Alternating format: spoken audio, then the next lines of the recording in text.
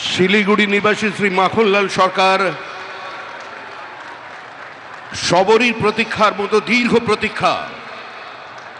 Bharat Keshari doctor Shyamaprasad Mukherjee, যিনি ভারতের সংবিধান এবং ভারতবর্ষের অখণ্ডতার জন্য এই বাংলায় জন্মগ্রহণ করে নিজের প্রাণ দিয়েছিলেন, যাকে কাশ্মীরের জেলে রহস্যজনকভাবে কার্যত খুন করা হয়েছিল, এবং তার সেই যাত্রার যিনি সহযোগী ছিলেন, সেই মাখনলাল সরকার ৯৭ বছর বয়স হয়েছে তার, তিনিও আজকের দিনে আমাদের এখানে এসে উপস্থিত হয়েছেন।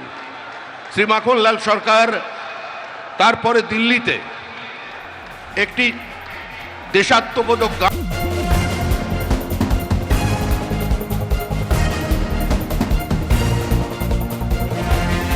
গাওয়ার জন্য দিল্লি পুলিশ তাকে গ্রেপ্তার করে। কংগ্রেসের সরকার নিয়ে যাওয়া হয় বিচারালয়ে।